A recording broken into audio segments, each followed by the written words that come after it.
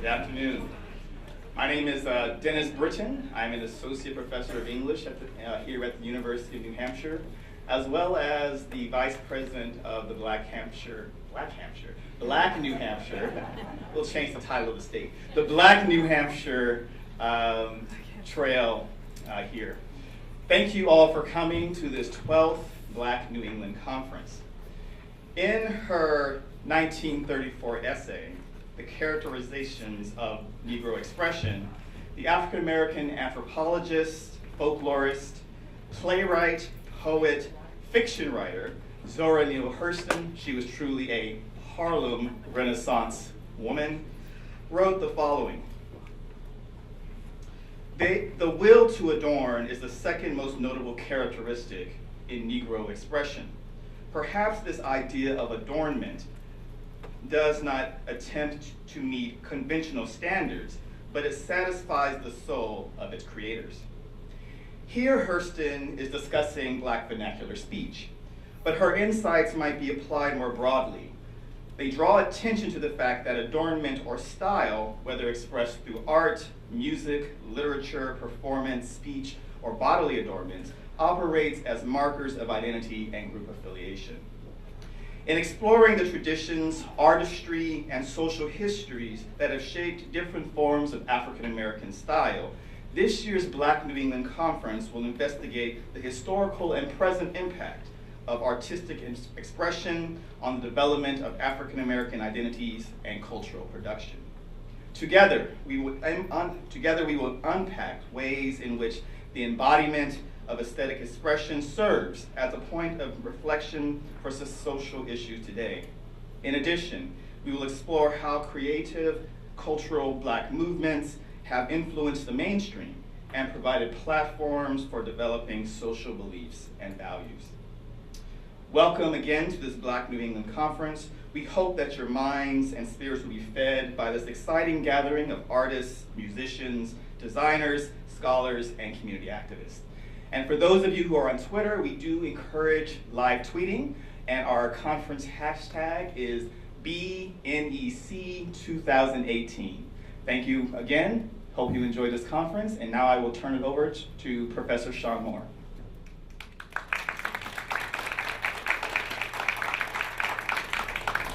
Thank you, Dennis. I'm here to introduce the first panel of the conference, very exciting panel. It's entitled The Social Brain and the Creation of Black Identities. Historically, a Black aesthetic in the U.S. was developed in a contentious relationship with European and American culture, as descendants of the enslaved people in the U.S. worked to create and maintain their own traditions while facing racial discrimination. This panel will explore sociological and or cognitive approaches to the social brain, African American style, and the creation of Black identity. So let me introduce the panelists. Hang on here.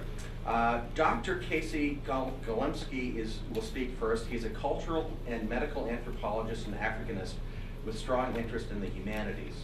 He is an assistant professor in anthropology, women's studies, and Africana and African American studies at UNH. His research outcomes and writings have been published in many journals. He is an associate editor for the African Journal of AIDS Research, a board member of the Northeast Workshops on Southern Africa, and a former consultant to UNICEF. His book, Funeral Cultures, AIDS, Work, and Cultural Change in an African Kingdom, is newly published with Indiana University Press. Our second speaker is Jennifer Thorne. She is an associate professor of English and director of the interdisciplinary minor in gender studies at St. Anselm College. She works in the transatlantic 18th and 19th centuries with a special focus on the history of childhood, class, and race, and is the author of many book chapters and articles on early American and 18th century British texts. The editor of the collection, Writing British Infanticide, Child Murder, Gender in Print, 1722 to 1859. She is at work on a book, Black Children, Slavery, and Piety in Early New England, which focuses in part on Phyllis Wheatley, about whose life and writings she has published 4 articles. And I might add that Jennifer used to teach at Duke University, where I got my doctorate, and she was on my dissertation committee. And I would not be a professor at UNH if it weren't for Jennifer's help. So thank you, Jennifer. Our final speaker will be John Burst, who serves as the Director of Musical Theater for the University of New Hampshire in the Department of Theater and Dance, where he teaches several courses in musical theater, performance, literature and repertoire, musical theater history, and musicianship. Professor Bess also regularly directs in music on the UNH main stage. He has presented at several conferences internationally and domestically. Professor Bess holds a Master of Fine Arts in Acting from Purdue University's Professional Actor Training Program and bachelor's degrees in music and theater from the University at Buffalo, the State University of New York. He has extensive professional experience as a director, music director, and actor, and he is a proud member of Actors Equity Association and associate member of the Stage Directors and Choreographers Society. So please give a hand for our panel, and we will hear from Dr. Golemsky first.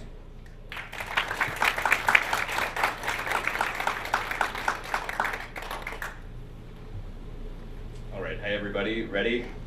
We're ready, we can do this. Okay. So in this presentation, I'm going to explore a larger Africana cultural cosmology that's going to help illustrate the organic intellectual process behind developing a major new Black cultural heritage resource in New Hampshire, which is an exhibit at the Seacoast African American Cultural Center in Portsmouth titled Guinea to Great Bay.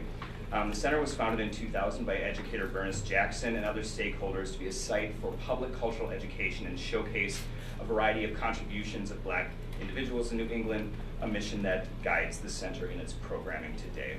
Okay. And I wanted to also say that this is really not like a single author kind of presentation. The exhibition on which this presentation is based and kind of my insights are kind of the outcome of a social brain, which I'll talk about in a little bit, and all of these fine individuals, some of whom are in the room with us today, and they'll kind of pop up in the presentation sooner than later, okay? So in the first part of this presentation, I want to trace this cosmology through this exciting prompt of the social brain that Jerry Ann Vargas presented to interested conference participants.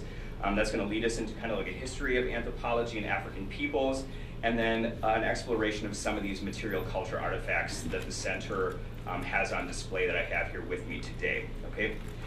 So Jerry Ann's call for papers included a theme about the social brain, which asked to consider the sociological cognitive aspects of the social brain. But what is the social brain? Okay?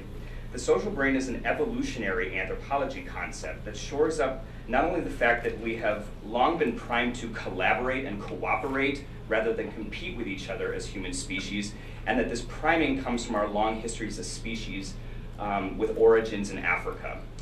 So paleoanthropologists at the Cradle of Humankind UNESCO World Heritage Site in Maropeng outside of Johannesburg, which is featured in this picture, tells us that early Homo sapiens sapiens, i.e. modern humans, us, lived in large groups of about 100 individuals. This marked a significant shift from our evolutionary predecessors who lived in smaller groups. We evolved to be modern humans, a more socially and symbolically ordered complex species because of our increasing brain size within African subpopulations. Transformations in the neocortex specifically, supported by sustained protein intake, and people really like to eat termites and grubs and meat and nuts, and that's really what kind of helped drive bigger brains. This enabled us to involve complex forms of symbolic communication and language to aid us in getting along and making collective decisions important to survival and social organization. This is kind of like the snapshot of hundreds of thousands of years of history here, how it all happened, okay? So the human head has important stuff in it, yes, and the bigger the better from a long-term evolutionary perspective. In the 19th century, Darwin's ideas of evolution changed the way we understood history and the natural world. But many of his ideas were taken out of context and misapplied by many white Euro-American scientists in grossly racist ways to argue that certain humans, i.e. non-whites, were evolutionarily inferior. Some of their arguments lie in unscientific conjectures about brain size and the shape of the head.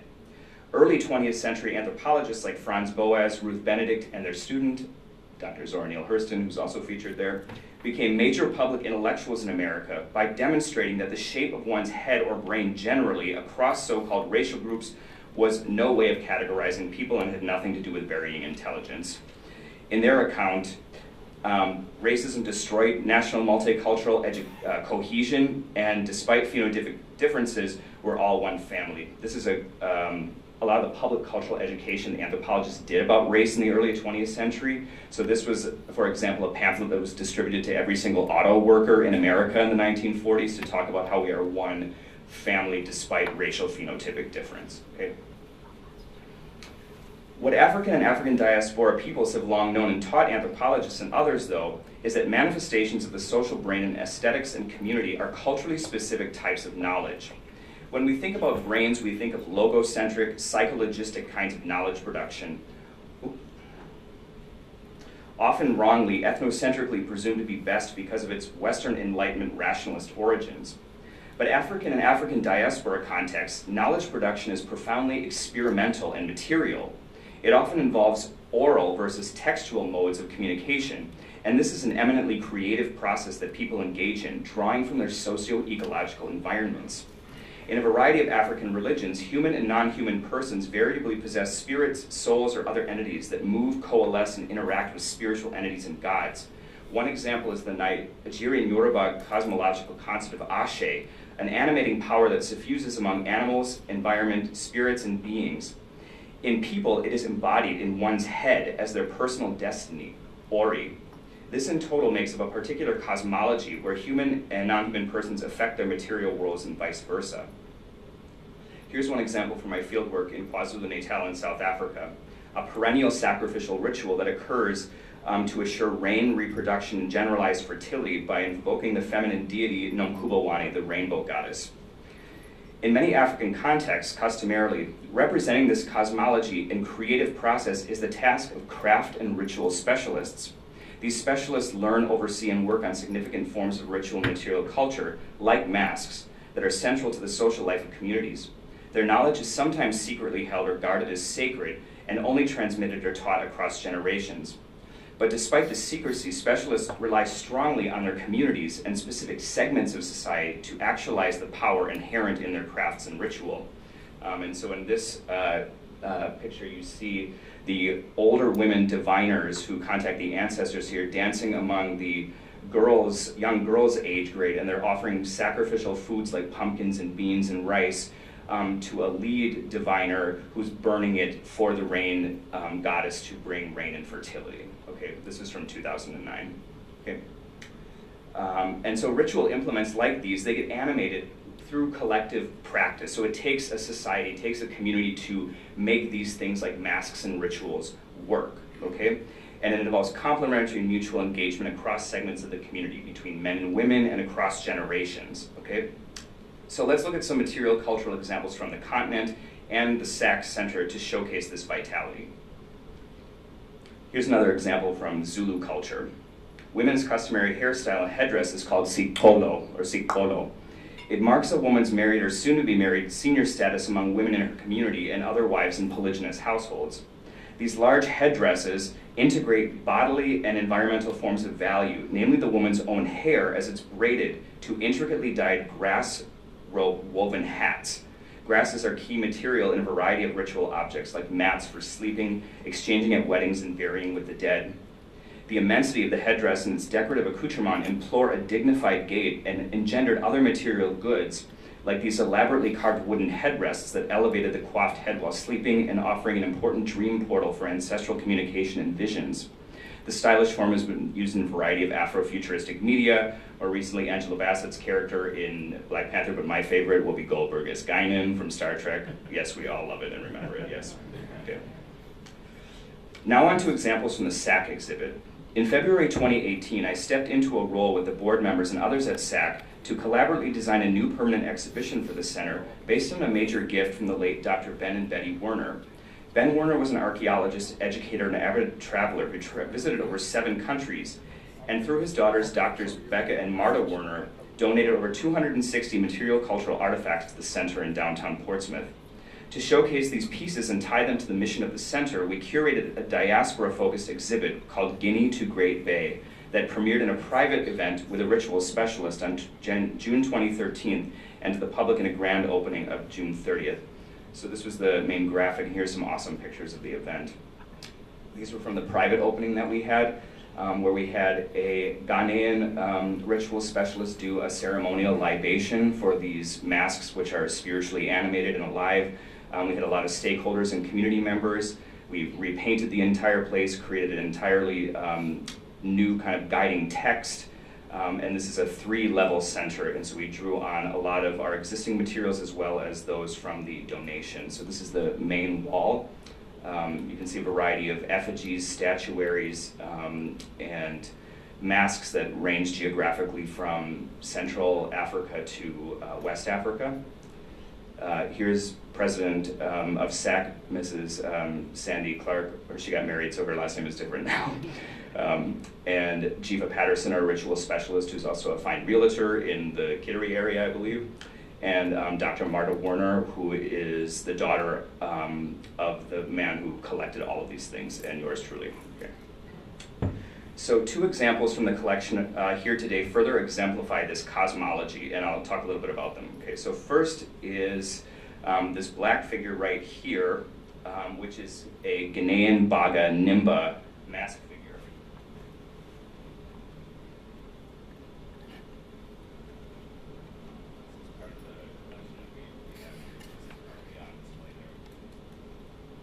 Notice the shape of the head here, and then kind of the images that you see, and I'll explain this a little bit more. It's the Baga cultural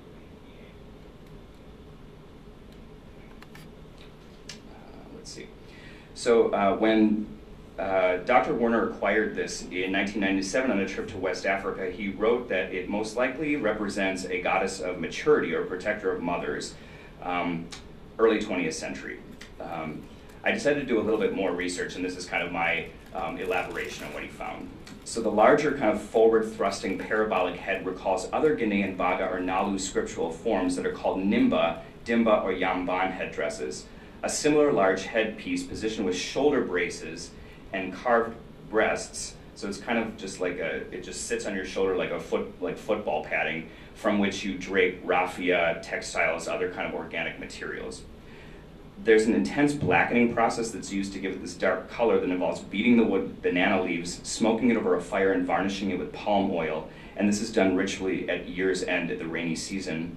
Linguistically, the word Nimba means big spirit or soul. Nimba gained international prominence as a material form in the 20th century. Picasso owned one of these figures, and it inspired pieces by the African-American artist Fred Wilson. This effigy or statue of the Warner collection is actually of a person wearing the mask. So it's a statue of somebody wearing the headdress of the masks. Many of these masks are specifically danced twice a year before planting and before harvesting rice. It was also danced at wedding and funerals. And there's symbolic connotations and power to encourage fertility lent in other small rites, where they would have children run beneath these masks to ensure their future fertility, and women would venerate its presence to assure their fertility. These were really mobile forms. They were stored in the rainy season in the main households of the owner, and in the dry seasons they were stored in the forest. And there's a whole set of songs that go along with these too. Contrary to what Warner suggested, though, this piece might not be from the early 20th century, but actually from the 1980s. Its newness, though, should not belie its significance for showcasing people's desire to aesthetically define themselves.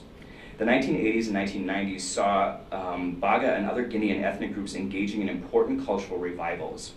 In 1958, the country of Guinea became independent from France, and in doing so, turned away from their violent European rulers' democracy. So France is a democratic country. They said, we are not going to be a democracy as a new country of Guinea, we're going to be socialists. And so they adopted socialist ideologies in terms of national development projects, and trying to culturally unite the country in a way that the former president did in a program called Demystification, where Ahmed Sékou Touré, the president, had this demystification program where people would go around and destroy cultural artifacts of specific ethnic groups in the country in the attempt to create a unified new culture of the new country of Guinea, right? You kind of see this logic, like, we are a new nation, this is who we are as Guineans, we don't need to be X, Y, and Z culture groups.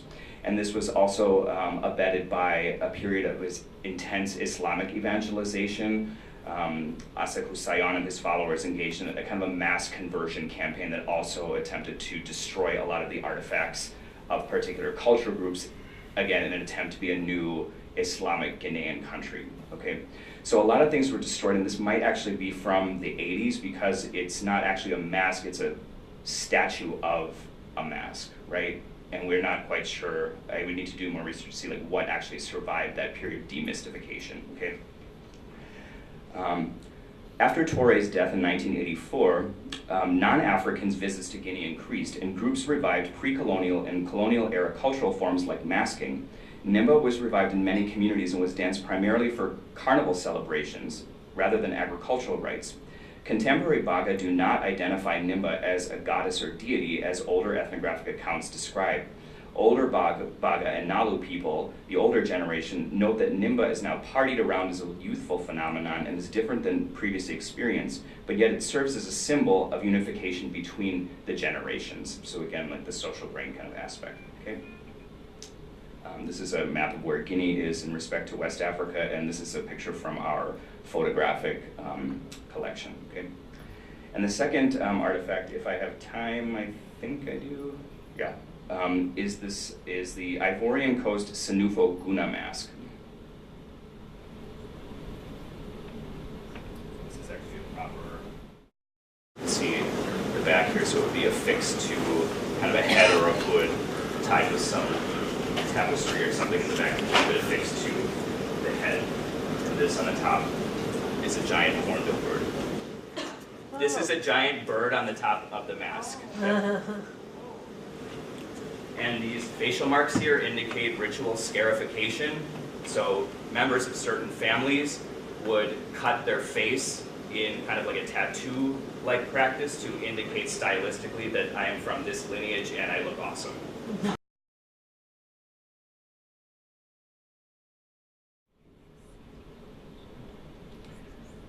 So Ben Werner collected this on a trip in 2003, also likely from in West Africa, noting that it's in very good condition, likely from 1930s, probably of the blacksmith clan. So let me tell you more about that. The hornbill, or the guna, is one of 5 primordial animals for Senufo and related cultural groups across West Africa. Other significant animals include the tortoise, the chameleon, crocodile, and python. The relationship between human and non-person humans in the environment is clear in this mask. These primordial animals are not simply pretty representations of creatures that coexist in the environment. These animals are actually people's relatives. The anthropological definition of a totem, this word here, totemic, is a being that has a lineal kinship with an individual or group, in that contemporary living human beings trace their descent to a mythic ancestor that might not be a human itself. So my ancient ancestor might be the crocodile or some other animal. In Southern Africa too, clans trace relations to a variety of animals and have dietary taboos about eating certain kinds, like a black sheep or a crab, because of social proximities in blood and marriage. In Senufo, these totems are associated with certain types of work or occupational guilds. So for blacksmiths, when you wore a mask and you were part of the blacksmith guild, you wore one that had this hornbill bird on the top of it, okay? Metalworking is important in West African traditions, as you see in this picture by Christopher Roy. But in pre-colonial African civilizations, tools were not simply instruments to get work done. They were outcomes of endogenous metallurgy and forms of currency. Across this region, there is what is known as hoe currency, H-O-E, and hoes made from blacksmiths in really stylish ways function as currency in trade and barter exchanges, okay? Blacksmiths were revered then in honing geochemical and engineering knowledge to forge wealth that would sustain intercommunity relations and socioeconomic vitality, okay? And these are a collection of other Senufo Guna masks you see in our collection that have the hornbill featured on top of the mask. So we have a number of these, as well as other masks that feature other totemic emblems of occupational guilds in Senufo and Ivory Coast. So it's a fitting end on this object too, as this object, the one that I showed you, the orange one, was the first object that was donated to SAC by Dr. Ben Werner when he was still alive. The rest followed posthumously. A diversity of perspectives, I think, is needed to understand these phenomena that I've talked about today. Anthropologists like myself tend to be cultural outsiders, and while spending many, many years in a different society, in a different neighborhood, you engage in mutuality, intersubjectivity, long-term friendships. you're nevertheless always kind of categorized as a cultural outsider. I am the white man talking about Africa, okay? Yet cultural insiders, as researchers on these phenomena, also face their own challenges.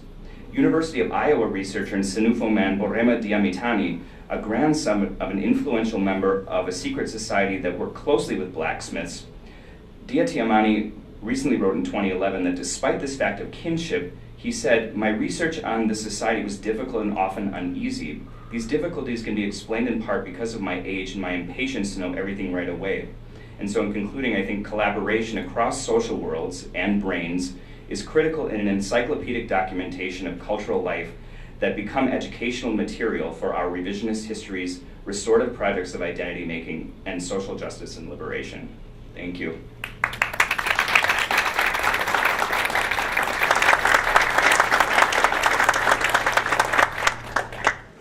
Sir, could I just ask you to please explain to people where these all are being shown? Because I don't know that they understand that this is all going to be the first exhibit of these things, which it's, as you know, a voluminous amount. Yeah. Is in a special place called the Seacoast. The Seacoast African American Cultural Center, which I kept saying SAC as the acronym. So Seacoast African American Cultural Center, 10 Middle Street in Portsmouth. It's inside the Discover Portsmouth building adjacent to the gift shop. Permanent exhibit. Thank you. Can we hold questions until after the panel is presented? I never remember if I never got over there. You got no papers,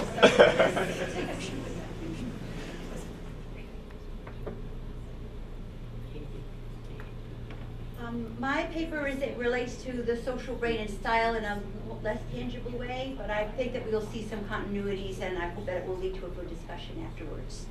I've got an old moment and I've got a very current moment, and I'm trying to relate them.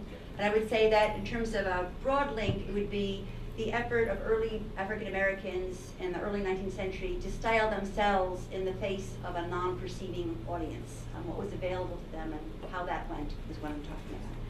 My paper is called Those Wicked Boys, Blackness and Boyhood in the Memoir of James Jackson. Susan Paul's 1835 Memoir of James Jackson, the attentive and obedient scholar, offers readers today a rare if highly mediated glimpse of antebellum African American children's lives in the North. Paul, a teacher at the first school for African American children in Boston, wrote the book to praise the piety and intelligence of her 6-year-old student. The book was published 3 years after his death. The daughter of the influential Baptist minister Thomas Paul, Susan Paul taught the African American children of Beacon Hill, first in the African Meeting House, and then in the Abiel Smith School building when it was constructed next door. The teachers and students of the school, all African American, lived in the neighborhood. For a period in 1821, Susan Paul and James Jackson both lived in Cambridge Street. The memoir has been read rightly in relation to the rise of African American biography and to Susan Paul's achievements as a writer and reformer.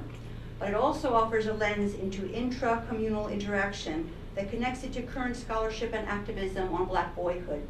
Susan Paul tells us that she aims in writing the memoir to show the moral and intellectual powers of colored children are inferior to the power of others only as their advantages are inferior.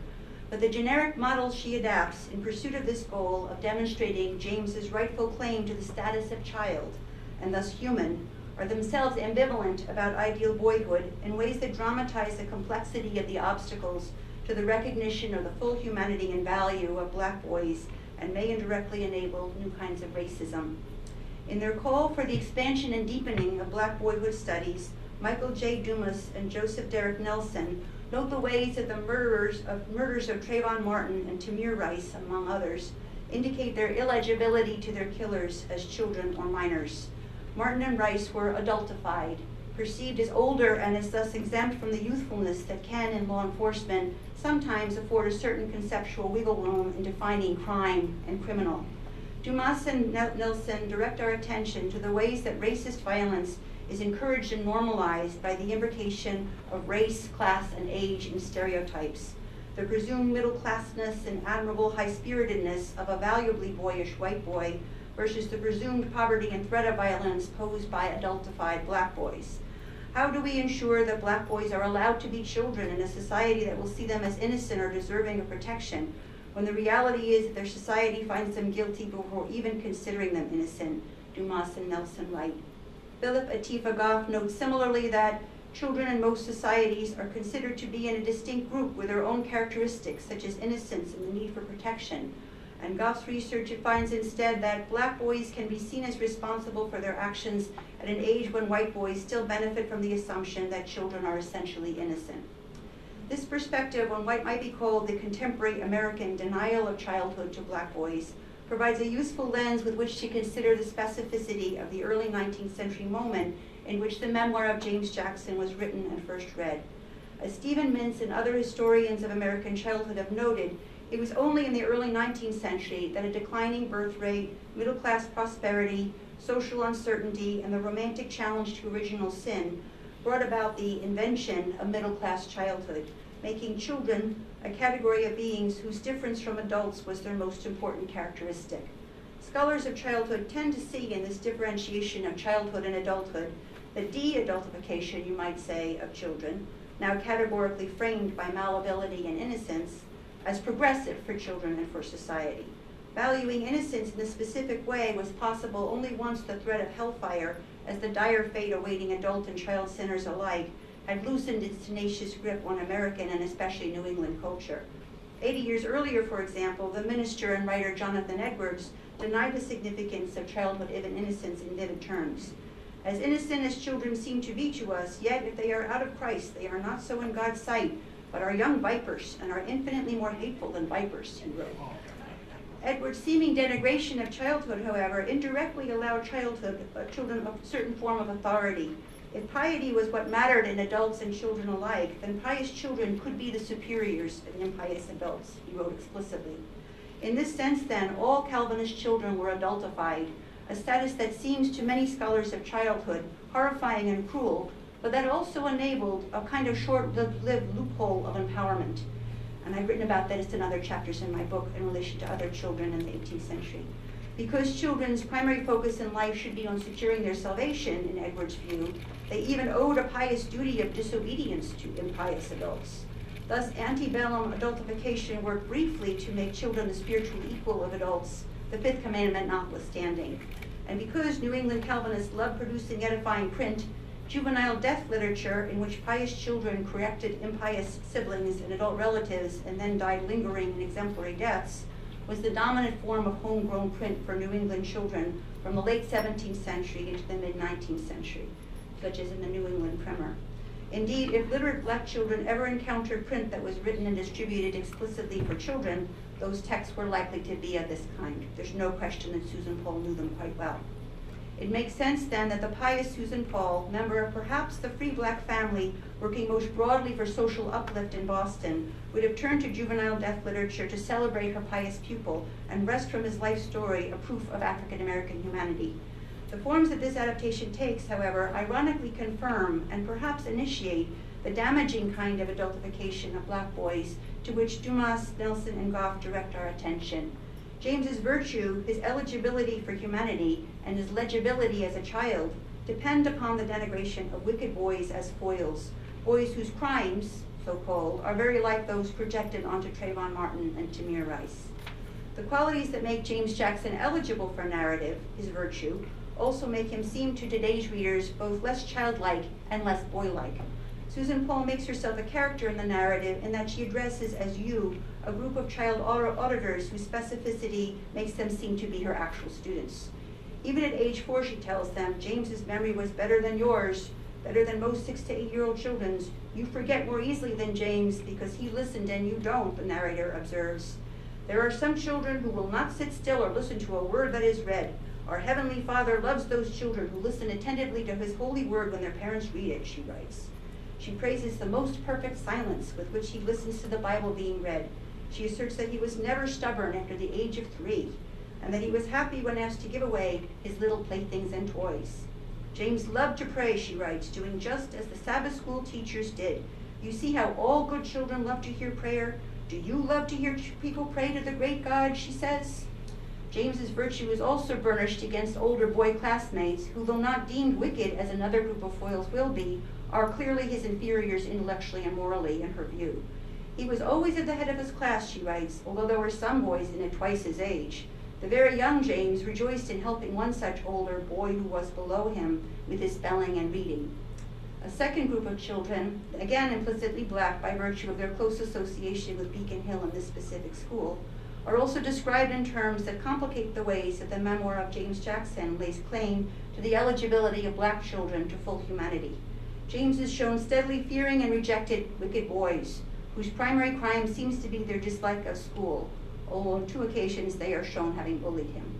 Rejecting these boys, James rejects play and becomes a pawn caught between incommensurate models of childhood, his teachers and his mothers. Susan Pohl sees the story she tells as proof that the hearts of those who are very young are often inclined to serious concerns. His mother does not share this view of children, expecting instead that he should go out and play a while with the children, an often repeated wish with which James always complies and which always grieves him. On one occasion, his mother sent him out to play with the boys and returns to find her very young son sitting in his chair weeping. "Who has hurt you, my sons?" she said. "No one, mother, but those boys are so wicked. Must I stay with them?" he replies. Pohl's wish to define childhood in terms of an inclination to serious concerns is usefully compared to the didactic stories of pious childhood that the American Sunday School Union began producing and distributing in the 1830s. Susan Pohl had hoped the ASSU would publish her work, and they rejected it, no doubt because of her race. The protagonist of The History of Little John Mary, written by his father, a clergyman, is a spiritual cousin of James. Like James, John Mary, who died in April 1819, age 6, evinced a remarkable pliancy, much meekness, and a sweet, obedient, affectionate spirit. He was remarkably submissive to our wishes. Like James, John Mary expressed a wish to die, to be with Jesus, and because in heaven there is no sin nor any pain. Like James, John Mary's virtue is burnished against other boys' failures. One of the 4 illustrations in the book features John Mary kneeling in the foreground, praying before his squabbling brothers, asking God to forgive them for being naughty. Like the memoir, The History of Little John Mary pits a child against evil in intense terms. He showed a great hatred of sin, for which the possible reference are absent or modest. We don't know what this sin could mean. John Mary's opposition to play is, however, more measured than James. When he reproves a boy who plays on the Sabbath, the encounter seems to prompt no painful emotion in either the virtuous John Mary or the errant boy. Other ASSU stories of the era evince assumptions about white boyhood that provide a crucial context for assessing James' idealization in the memoir. As Priscilla Clement notes, juvenile literature in this era increasingly depicted boys as untamed animals, an expectation of wildness that is subtly prescriptive, even as that wildness is to be disciplined and channeled. Gillian Avery and Angela Bull note that the era's children's literature suggests that girls were malleable, suggestible, sensitive to correction. It was possible to reform them and improve them from their reading, but boys would not stomach much of this sort, and from early days were allowed to go their own way. This sharply gendered representation of childhood is evident in ASSU's Union Primer, 1837, which offers these one-syllable sentences for new readers to practice their letters. "Some boys love a top, and some love a gun, but I hope you will love your school, my son." "Sir," said John, "may I go out and run? My school is out, and I want some fun." Who loves a bad boy? A bad boy is a wicked boy. The lesson, How to Behave at School, which promises discussion of the good child, offers highly gendered negative examples, and it is these negative examples that are shown in the illustration. The good child, when at school, tries to learn. He loves his book. He reads with care. He does not play or talk or laugh with the other boys, nor will he do anything what the teacher would not wish him to do. But the picture shows not a virtuous boy, but boys playing, talking, laughing, and disregarding the teacher. The lesson, How to Behave at Public Worship, is also accompanied by a picture of rowdy boys misbehaving, as is the lesson, How to Behave at Play. Virtue is discussed again in generic terms, the good child, that are belied by the gendered examples and illustrations in the lesson, The Good Child at Home, which notes that when she rises in the morning, she thanks her Heavenly Father for the pleasant life and prays to be kept from sin all through the day, an itemization of virtuous behavior that is pictured. Thus, readers are encouraged to visualize rowdy boys all together in a group and praying girls kneeling alone by their beds. Thus, ASSU texts offered a kind of double message about ideal boyhood, practicing what Leslie Fielder, writing of Huck Finn, has called the good bad boy, America's vision of itself, crude and unruly in its beginnings, but endowed by the Creator with an instinctive sense of what is right. Comparison of Susan Paul's story of a virtuous boy to its ASSU peers makes legible and important her departure from norms of the genre, in particular its normative treatment of boyhood. These tend to feature foils. Either the bad boy starts out wayward and is reformed, or the bad boy's high spirits and aversion to discipline are contrasted to the protagonist boy's adult-like diligence and piety. The memoir's contrast of the Christ-like James to the wicked boys with whom he interacts steadily and painfully might seem simply to echo the pairing of boy virtue with boy vice in ASSU stories, but there are important divergences from these tropes and values. The actions that warrant the epithet wicked boys are unparticularized in the story. They are not named and they are not redeemed, nor it seems are they redeemable.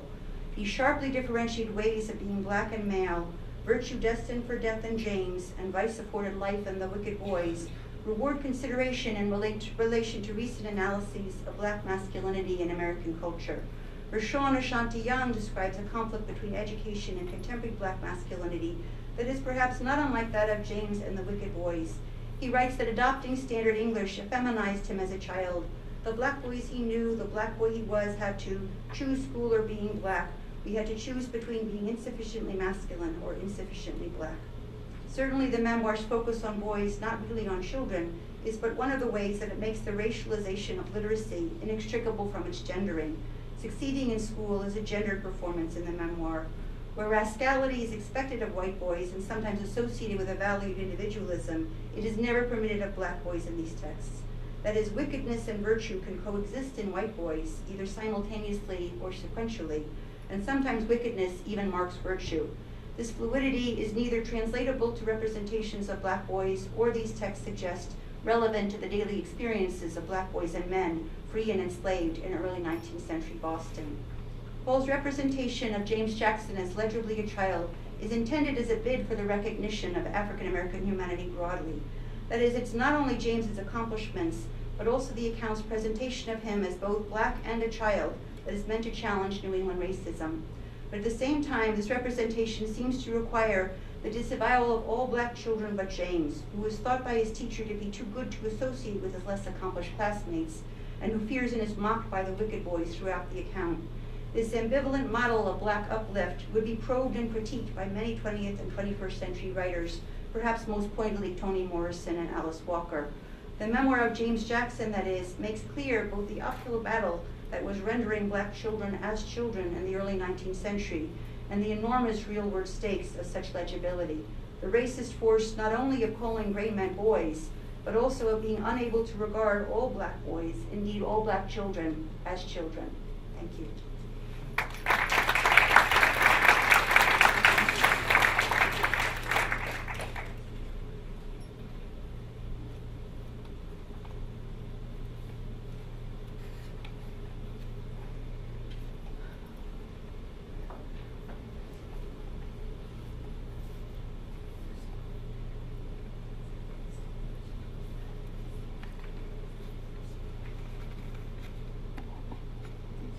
Hello, happy Friday to everyone. Again, my name is John Burst, and I want to take a moment to thank everyone for being here at the conference. Thank Jen and Casey, especially thank Jerry Ann, and thank everyone who made the conference possible. It's really great to be here. A couple things I'll say before I start my presentation.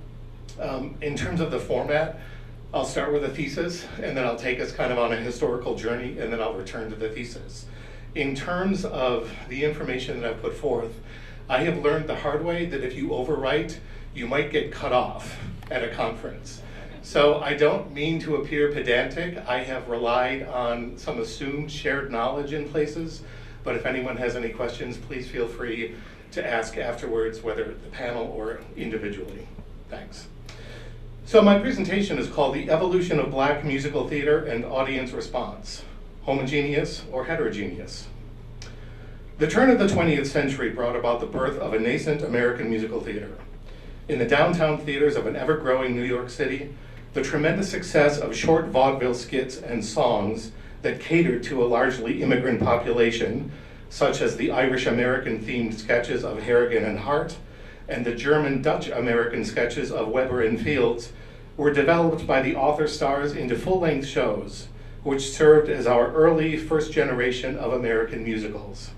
For example, Harrigan and Hart's hugely successful The Mulligan Guard Ball from 1879 told the comical story of newly arrived Irish immigrants living in the slums of New York, who go on to become the drinking, brawling members of the titular social and military club.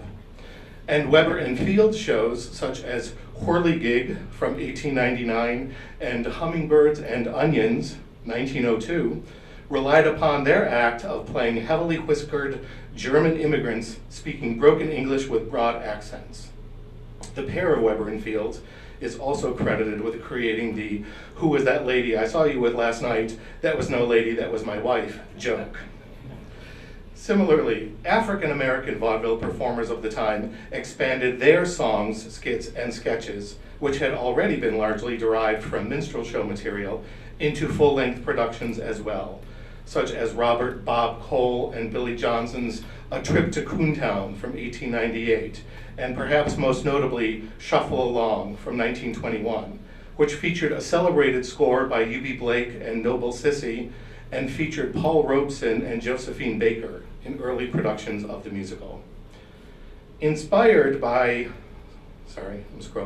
the success of A Trip to Chinatown, a slight white-oriented romantic musical comedy from 1891, vaudevillians and songwriters Cole and Johnson created A Trip to Coontown in 1898, the story of a con artist's attempts to steal an old man's pension. The first full-length New York musical comedy written, directed, and performed exclusively by blacks, this show, like its title, was saddled with minstrel stereotypes. A hit with white audiences, it toured the Northeast extensively and played 2 separate engagements in New York.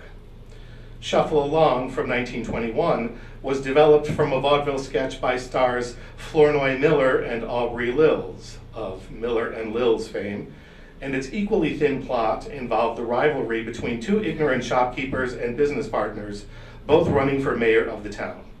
Shuffle Along quickly became an unprecedented hit, playing on Broadway for more than a year, touring nationally, and spawning 3 sequels: Keep Shufflin' in 1928, Shuffle Along of 1933, and a completely new Shuffle Along in 1952.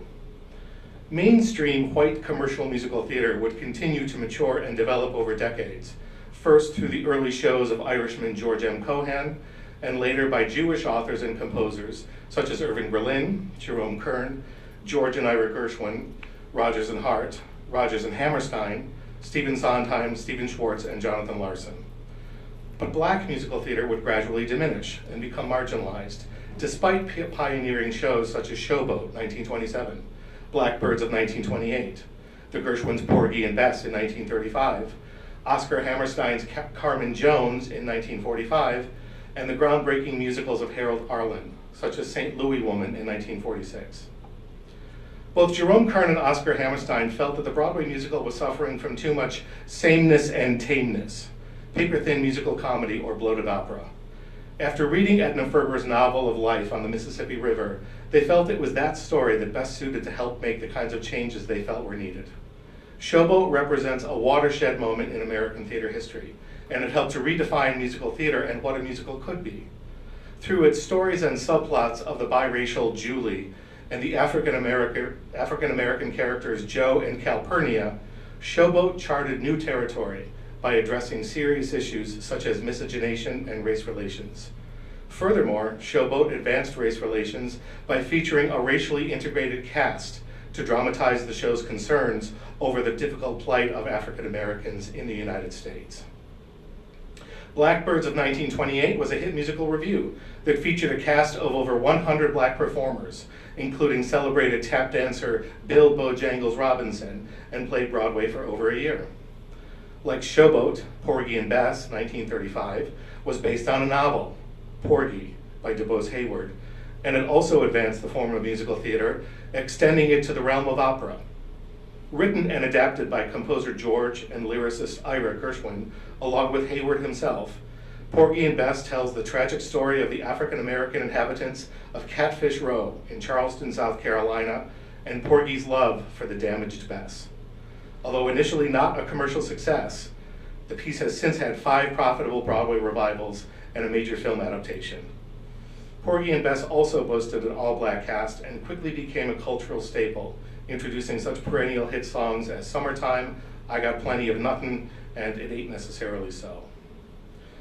Following on the precedent that Porgy and Bess had set for legitimate classical-sounding black musical theater, Oscar Hammerstein returned to Broadway with Carmen Jones, his African-American update of Frenchman Georges Bizet's grand opera Carmen from 1875. Lyricist and playwright Hammerstein had firmly established himself as a master of the form with Oklahoma in 1943, and shortly after that opened to critical acclaim, so did Carmen Jones, which resets the opera in the American South. Again, the production boasted an all-black cast and ran successfully on Broadway for over a year. St. Louie Woman from 1946 was written by composer Harold Arlen, who wrote many black-themed musicals for Broadway, including House of Flowers in 1954 and Jamaica in 1957. He wrote it along with lyricist Johnny Mercer. It too featured an African-American cast, made a star of Pearl Bailey, and introduced the standards Come Rain or Come Shine, and Any Place I Hang My Hat is Home. And then, things comparatively dried up for black musicals, at least in a commercial Broadway sense. The golden age of musical theater remained as segregated as the country.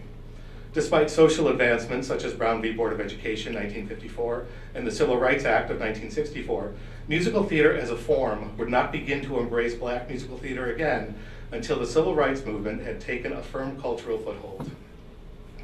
Legendary Broadway producer David Merrick would start to right the ship when he introduced a complete African-American replacement cast for his hit musical Hello, Dolly in 1967, led by Pearl Bailey. Although this was initially seen as a crass commercial move, Merrick's nickname was the Abominable Showman. It sent the clear message that there was such a thing as a black audience for Broadway musicals and that they had the interest and money for such a product. Several subsequent musicals, such as Hallelujah Baby, 1967, The Wiz, 1975, Dreamgirls, 1981, Jelly's Last Jam, 1992, and The Color Purple, 2005, would carry on the progress. But despite these musicals' impressive levels of critical and popular success, it is fair to question whether black musicals have achieved mainstream status over time. And if they have achieved mainstream status, do they maintain as rigorous an expression of black identity? Hallelujah Baby from 1967 won the Tony Award for Best Musical and is regarded as advancing the cause of musical theater, black musical theater. A musical history of racial problems in the US, the piece features 4 main black characters who move agelessly through 5 historical decades and plays various parts in accordance with the race relationships of that decade. This seemed to represent African Americans' long march toward equality. The Wiz from 1975 successfully retells the story of the Wizard of Oz with all black characters and an all black cast, a rock, soul, funk score, and dialogue that made the fairy tale relevant to modern urban audiences. A troubled production from the beginning, The Wiz overcame firings and a posted closing notice before it even opened on Broadway to become a defining hit of the decade. The successful film version featured Diana Ross as Dorothy and Michael Jackson as the Scarecrow. Dreamgirls from 1981 was a landmark piece of black musical theater that helped bring it to the mainstream by utilizing important aspects of contemporary African American culture. Conceived by musical theater giant Michael Bennett, author, director, choreographer of A Chorus Line, 1975, Dreamgirls basically told the story of Diana Ross and the Supremes, told under the thinly veiled conceit of superstar character Dina and the Dreams.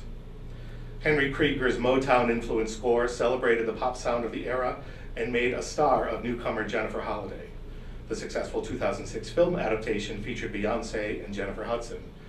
Dreamgirls would win 6 Tony Awards, including one for Best Musical. The much darker Jelly's Last Jam from 1992 also examines African American history by exploring not only the music of Jelly Roll Morton, but also the man himself. Written and directed by renowned African American theater artist George C. Wolfe, Jelly Roll Morton is at his moment of death in the opening scene when he is confronted by the mythical Chimney Man. Chimney Man accuses Morton of having denied his African heritage and wrongly believing that he invented jazz. The real Jelly Roll Morton was a complicated figure. A light-skinned Creole, He disdained darker-skinned blacks and all but denied his race, claiming, quote, "Ain't no coon stock in this Creole," close quote. In this powerful musical, Morton is forced to re-examine his life and his sins in the hope of saving his soul.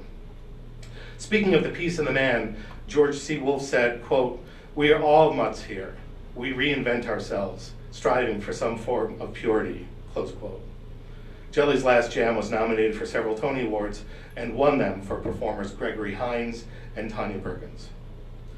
The Color Purple 2005, and successfully revived recently in 2015, is based on a Pulitzer Prize-winning novel by Alice Walker and was produced by Oprah Winfrey. It tells the powerfully moving story of Celie and her African-American community of rural Georgia in 1909. Written by a team of white and African-American newcomers, the score accomplished artful, moving achievements. A hit of the season, The Color Purple won several Tony Awards. Black musical theater has made great strides in recent decades in terms of number of titles and number of productions, and several of those titles and their songs have become part of the mainstream pop culture. The prevalence of The Wiz and the inclusion of songs such as Ease on Down the Road in the American Songbook are two such examples. Exciting trends recently in rediscovering American classics are happening too. The Denver Center for Performing Arts recently revived a production of Oklahoma featuring an all-black cast. Director Chris Coleman said, "I am honored to be making my Denver directorial debut with Oklahoma. This gorgeous musical by Rodgers and Hammerstein is a quintessential expression of what it means to be American. Oklahoma is centered around a group of people on the verge of grabbing their part of the American dream and incorporating themselves into the fabric of the whole nation. Experiencing that drive and sense of possibility expressed by a community we haven't traditionally seen tell this story opens up new windows on what it means to be a Westerner, what it means to be an American, and what it means to stake your claim in the land," close quote. The Denver Center for Performing Arts advertises its musical as set in, quote, "a historically accurate African-American town in 1906, close quote. It is certainly debatable whether black musical theater, especially those musicals that have achieved a place in our mainstream culture, has maintained a rigorous expression of black identity and the degree to which black authorship may be a determinant. Whether black musical theater is a homogeneous or heterogeneous experience may be in the eyes of the beholder. Was Showboat groundbreaking, or was it reductive and racist? Can Dreamgirls truly be a universal story for white audiences? Regardless, however unifying the theater experience can be, it bears remembering that however similar we all are, we pay tribute to each other by honoring our own unique experiences. Thank you.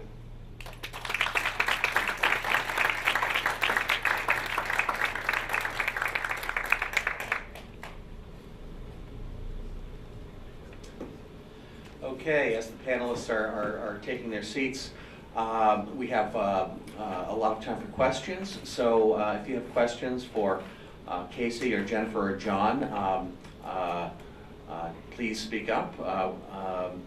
Does anyone want to start us off? Oh, do you have a microphone? Oh, we have a microphone coming here. Just a minute.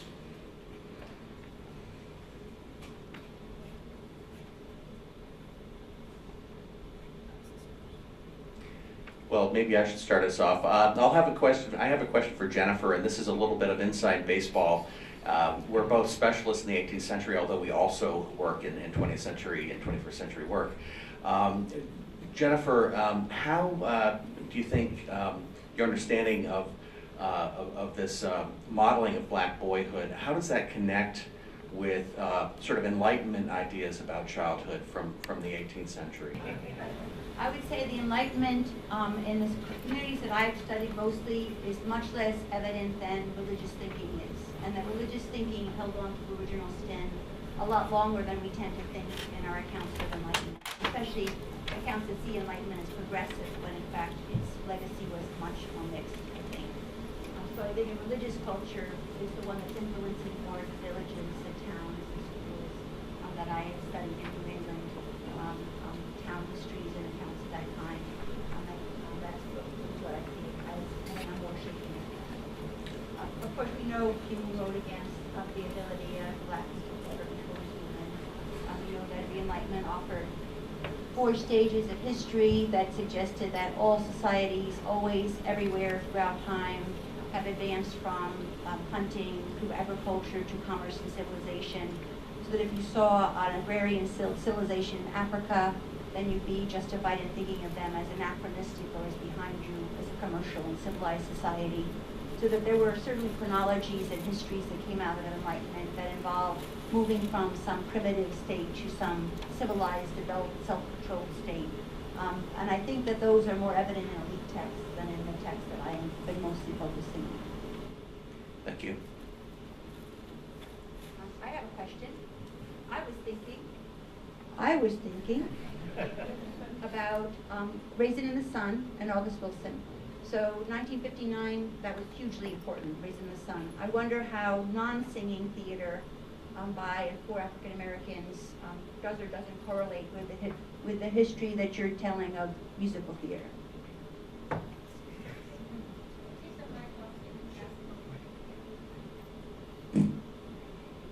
I feel like I'm taking a solo at the airport lounge here. A couple of things in response to Jen's question. I'll take it at face value, but interestingly enough, there, of course, because stuff like this always happens, there actually is a musical adaptation of A Raisin in the Sun called Raisin, which was done very successfully on Broadway in 1974 and actually won the Tony Award for Best Musical.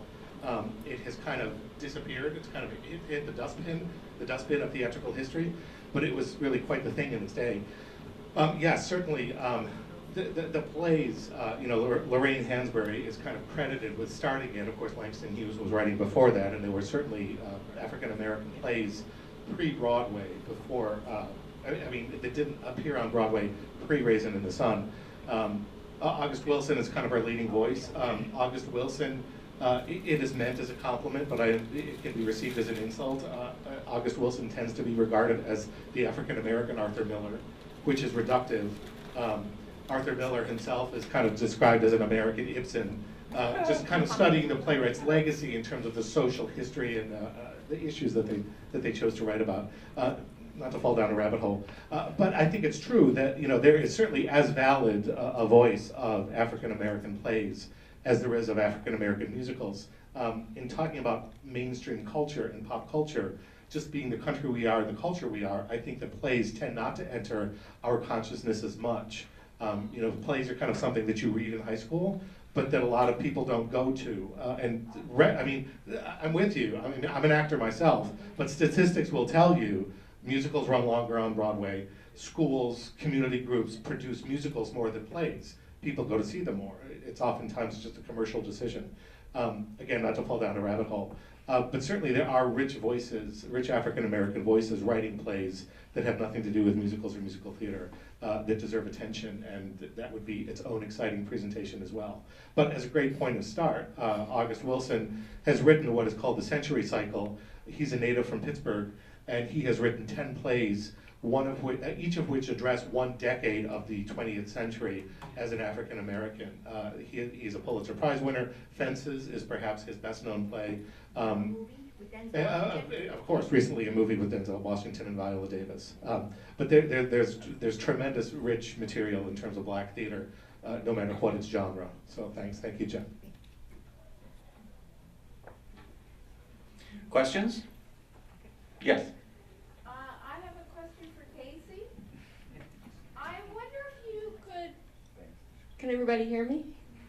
Question for Casey. I wonder if you learned anything about the collector of the pieces that are now at the Cultural Center in Portsmouth. I think you mentioned that he traveled to 7 countries. Why those 7? And what were his motivations and what inspired him to do this? And when he owned them, did he display them and in what context? Great question, and I wish I was surrounded by some of my colleagues from SAC. I see them hiding amongst the masses here, so they can chime in if I'm getting some of these details incorrect. But Dr. Ben Warner lived in Shelburne, New Hampshire with his wife Betty. They traveled to 70 countries, 70 countries around the world. Yeah, And yeah, the majority I think were in Africa, mostly in West Africa. From my understanding from conversations with the board members, he worked with some particular collectors in Africa who had been kind of collecting things in missionary contexts throughout the 20th century. So some of the things in the collection we have are likely from the late 19th century, ranging all the way up to perhaps the 80s and 90s. I think his last collecting trip was in like the mid 2000s. So it's a range of about like over 100 years. Dr. Werner was an avid collector and kind of an exhibit practitioner too, and then he had kind of an exhibit on his property in his home, right, Sandy? Yeah. Yeah, and this was kind of where the board members first encountered, I think, some of these materials. I think Vernice Jackson was invited to go and see this collection following, I think, an encounter that she had with him at the center where he came to give a presentation once. And so Vernice went and saw that and was amazed because he had constructed an entire array of display cabinets, very much kind of like a 19th century museum behind glass walls, but just beautiful kind of paneling, and it was all varnished. So he really had a keen eye for kind of a particular type of museum display and was doing that on his own property. And so along with all the objects, SAC inherited all of those cabinets as well that we could repurpose or whatnot. So he was a really dynamic individual, was a public educator, a great traveler, and we were so blessed to receive these via his daughters who were able, one of them was able to attend the private ritual ceremony that we had on June 23rd, and the way that she talked so effusively about her father and her mother and their love for travel and kind of the cosmopolitanism that they aspired to share with others. I think that was really kind of the kernel and the fire that drove this project altogether. Yeah. Yes. Oh, I just wanted to say that I was at that event at the Seacoast African American Cultural Center. I'm sorry. I was at the event at the Seacoast African American Cultural Center, and I actually spoke to this man, and he explained a lot about what he was doing, but he was the curator of the first exhibit.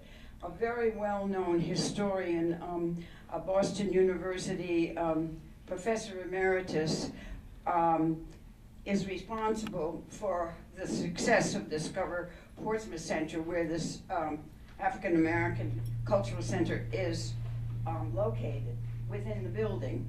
And Richard Candy was the one that I think connected Vernice to this family, because I think they questioned him, you know, where to put the thing.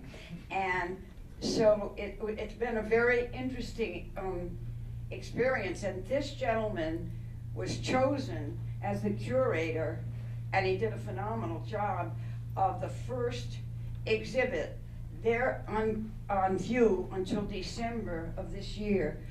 Richard said there's enough stuff here for them, and there was a lot of it that's stowed away somewhere in storage for at least 10 exhibits.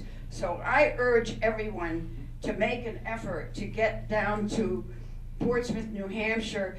If one knows exit 7, one simply gets off on exit 7, follows straight Market Street, straight around to the right, and you'll come to an intersection of Congress Street and Islington Street. And right there, you take a left turn and you'll see the DVC. Because I'm so excited about the exhibit, I really think everybody ought to go. It's really wonderful. Are you going to be doing some more, maybe? Yeah, I think we're in the process of developing kind of an MOU to establish a student internship with a UNH anthropology or African American Studies student to come and do semester-long internships with the center to help do kind of smaller exhibits. I mean, we have an entire collection of Egyptian artifacts that didn't even make it into this into this iteration. We have, you know, clothing, we have tools and implements. It was over 260 artifacts donated, and that's actually driven a lot a lot of area interest in giving donations. I think we recently received another donation of like 20 to 30 pieces. 50 pieces, yeah, that somebody else had been collecting in their home and had passed away, and the trustees decided to donate this to us. So it's a real wellspring for learning and public cultural education. So thank you. Yes, please come with the direction she gave. I want to say that when I was also with Furnace and Dr. Candy, when we visited Dr. and Mrs. Werner's house, and the exhibit was their home, that they had added additional rooms to.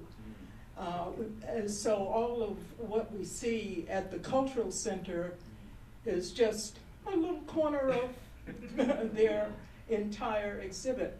They also had many, many items of other indigenous cultures, people. And so it was, I mean, you couldn't help but be excited and overwhelmed just walking into this place, because there was so much to see. And everything labeled so that you actually knew what you were looking at. And so we are indeed very fortunate to have that collection right here.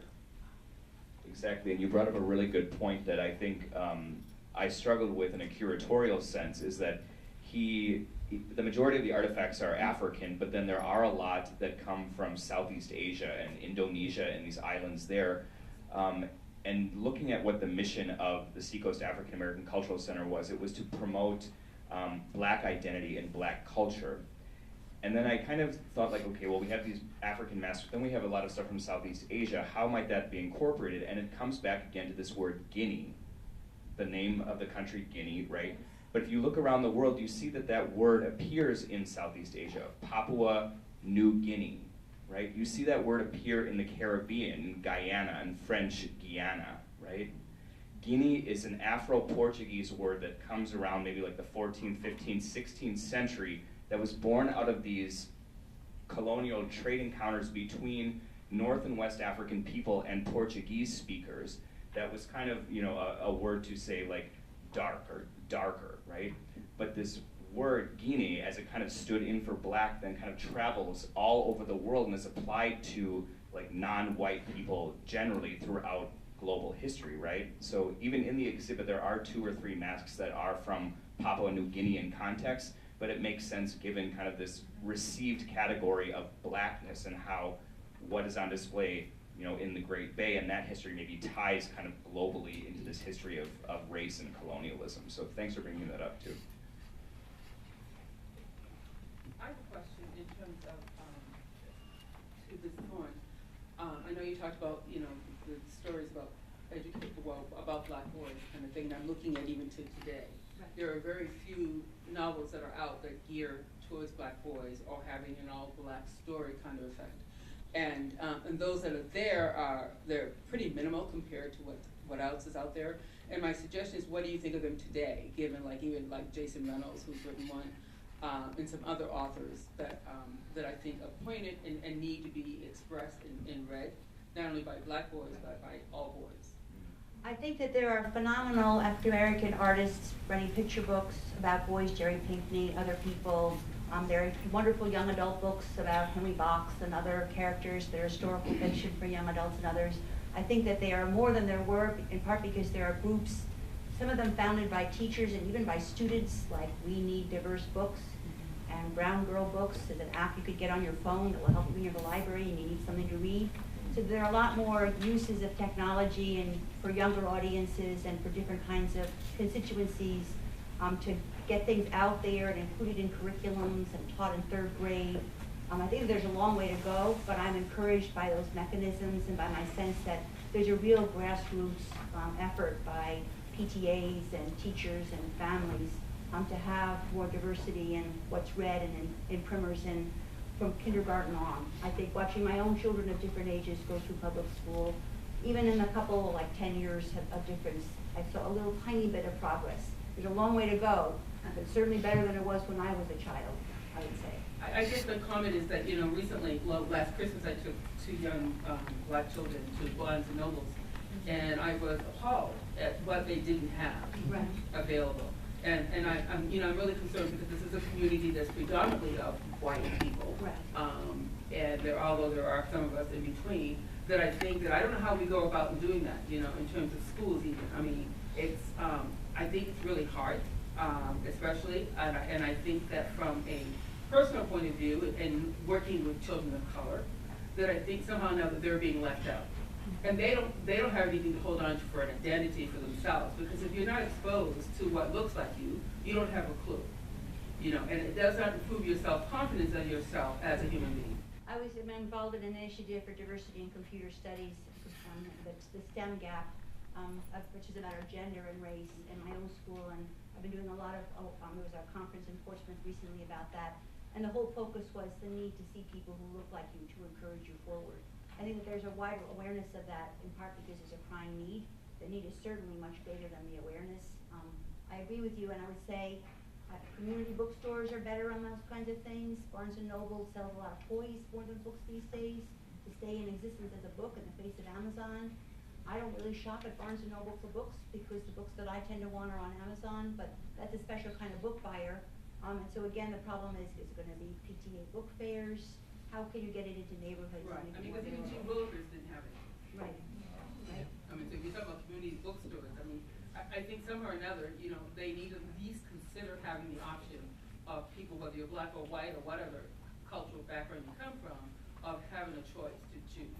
And if it's not there, you're not going to choose. And if it's not there, you're not going to think about it. I completely agree, and I think that has a toll not only on boys and girls growing up of all races, but also in terms of who claims authorship and how that gap continues to be perpetuated in terms of those who are reinforced by what's already out there, producing more of what's out there, and it just continues to snowball. So I agree with you that it's a terrible, terrible problem.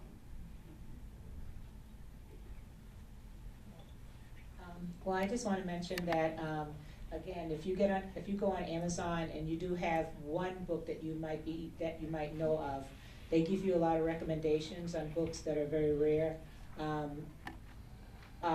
One problem with books that tend to address or feature black people is that they go out of print very quickly, and so you have to really grab them. And so a lot of them, they give a huge list of recommendations. The more that you buy the recommendations, the more they give you of different books. And that's how I was able to really get a very large collection as a teacher. And also eBay, if you know what to look for. I was able to find people had a large collection that they were trying to get rid, that they were selling. There's one, it was like 40 some African American books, and they were out of print, and they were created a long time ago, but they're very interesting. And so you just have to like search and collect in order to find them. But they are out there, but it's usually through the venues of Amazon and or eBay. Amazon does sell used books, and then there's that app, Brown Girls Read, and We Need Diverse Books. Just download the app, and it's there, always updated to help you when you go about shopping. It's not much, but it is something. I agree with you. I just have one more other comment. It has to do with plays also. Yes. I think there is also a strong need, and I notice that when there are plays that are culturally different, like the Black Clown that played recently in Cambridge, which got a phenomenal response, that it's really hard to advertise those types of plays that I think are meaningful and thoughtful for all people. And I'm just I'm just wondering, is there any suggestion on your part, and how do we do that? And how do we also bring it to the music hall? Because that's not what we see. And there's a lot of opportunities to share that type of play, and that's culturally different from what we're normally used to. But it seems like we very often go back and do the same thing over and over again, I don't know how many times you can see Cats, or or a chorus line. Do you know what I'm saying? I do. But there's some very great plays. So Identities that start playing at the Huntington Theater. Black Clown, which is absolutely wonderful. And I wasn't even familiar with the poem by Langston Hughes, and how meaningful it is for today. It really takes you through a timeline of African American history. And the thing is, you see it in the beginning, but at the end, you see that we haven't come that far. Sure, yeah, I mean, a way of looking at it is the more things change, the more they stay the same. Theater can be tricky. I'll speak specifically to cats briefly, because I'm the director of the musical theater program here at UNH. And boy, if you want to start an interesting conversation, say anything about cats, whether you love it or hate it. And no pun intended, but it becomes like catnip. The students respond so viscerally to a piece like that. Theater can be tricky because when you talk about Broadway's it's a word, it's a term. But and I understand that you're kind of talking about the capital of the theater entertainment industry, at least in the US. Broadway is for the most part, 98% commercial. The reason people do Cats all the time is because people are always going to buy tickets to it. And you can disagree with them and say that it's a piece of garbage. And I mean, who's the better painter, Monet or Jackson Pollock? Potato, potato. But if you're going to pay money, then if you're going to come see Cats, then I'm going to put it on. Theater companies need to stay alive. And the nickname for The Sound of Music is The Sound of Money. Because if you want to do certain shows in your season, you know that you've got to be able to float those because they may not be self-sustaining. So I always feel like I'm falling down a rabbit hole because I just love what I talk about and I feel so passionately. But it's true. There are shows that we should be seeing as residents of New England, Portsmouth, the US, however many levels down you want to dig, that we can't produce indigenously. There are shows that I would love to do that I can't produce here at UNH. I hang on to the phrase "not yet" because we couldn't cast them. We don't have access to this, like the piece Ragtime, which is easily referenced because it's based on the doctoral novel, which tells the story of 3 different peoples getting their start in America at the turn of the century. It was a hit on Broadway in the late 90s. It won a ton of Tonys. The 3 populations that it talks about are basically WASPs, the white Anglo-Saxon Protestants that are of wealth and status, immigrant Jews from Eastern Europe, and the African Americans. If you need a third of your cast to be African American, and the principals of the African American cast have to be able to sing, dance, and be dynamic, only certain places are going to be able to do that. I work in Chicago in the summers. Chicago's a whole different talent pool than UNH. I'm stating the obvious. But just to get to your point, and again, not to fall down a rabbit hole, I think that it's easy for me to say, I don't mean to speak for the music hall, no offense, I'm a music hall member, but I think that there are some organizations who have the power who should bring things in. Suzanne Laurie Parks is one of our leading American playwrights, and she's a voice that we all need to experience, both in the theater seat and as readers of theater literature. We can't produce her here. That doesn't mean she can't be done here, it just means that we need to import work by her from populations that can cast her. We're not far from Boston. We're not that far from New York. We're in the Northeast Corridor. So I think that there are opportunities. And just to go on Susan Laurie Parks for a second, if you don't know her, I really encourage you to look her up. She's brilliant, brilliant. And one of my favorite plays of hers is Venus. Venus, V-E-N-U-S, which is a telling, it's a horrible chapter of American history that she takes ownership of. I'm just gonna leave you with that Easter egg, and you go find it for yourselves. But again, I'll turn over the microphone, but my response is, I think populations need to experience the full range, and I think if we can't do it, then we've gotta bring it in. And that's my hope, that all voices can be heard and experienced and supported. Thanks. Did you want that piece? Yeah, I was just going to say the Mass Cultural Council also is funding a lot of diversity-rich initiatives. So I play in the Cambridge Symphony Orchestra, and last year for our family concert, we did the Journey of Phyllis Wheatley, a narrative tone poem that was narrated by a personnel member of color, and that's also a composition by Nkeru Okoye, a Nigerian composer. And this year we're doing Schwanter's Dawn for a New World, which is a piece that's a tone poem with a narrator based on some of the speeches of Martin Luther King. So if you're looking for a whole variety of entertainment, the Mass Cultural Council really funds a lot of things that you might Cambridge, Mass? That's in Cambridge, Mass, yeah.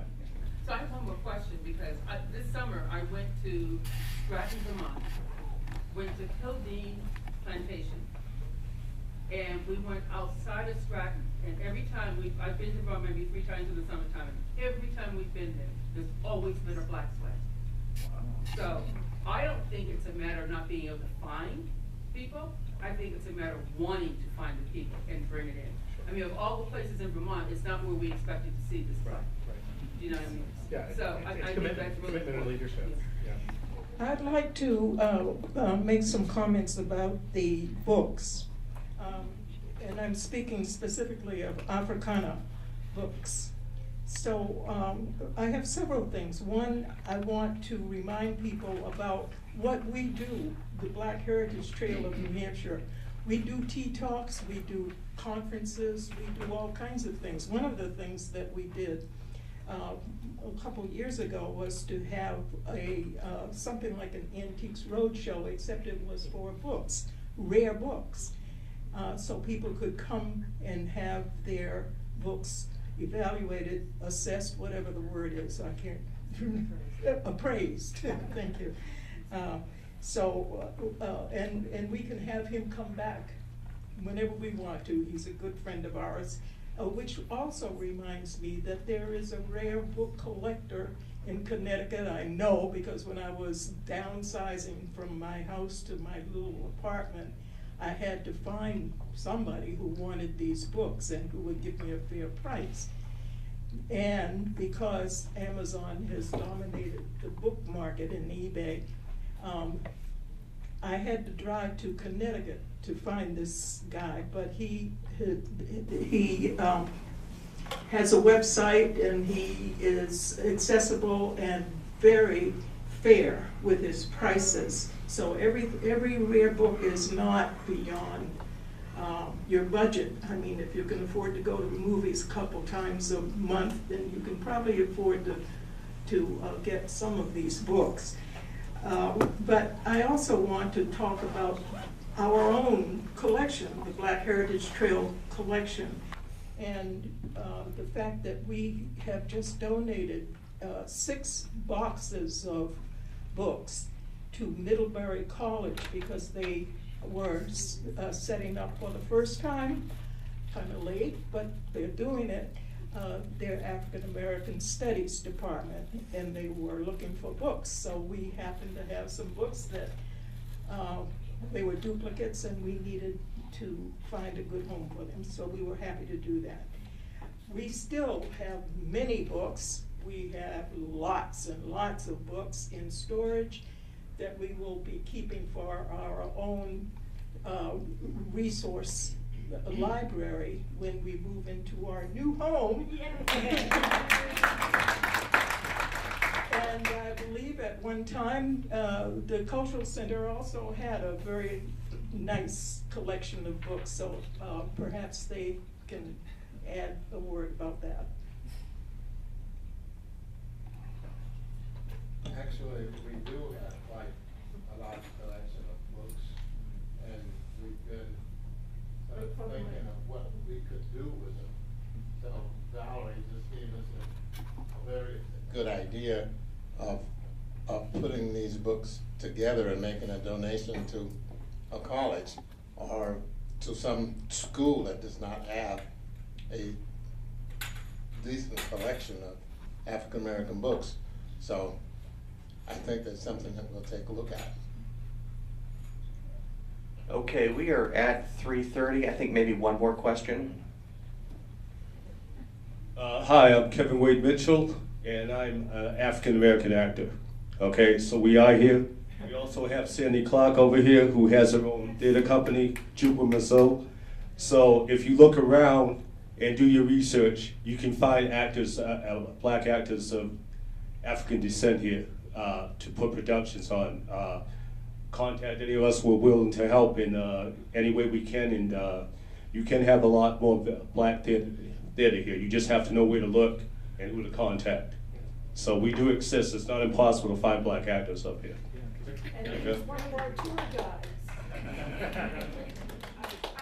All right, we're at 3:30. We need to begin to prepare for the next panel, so please give this panel a round of applause.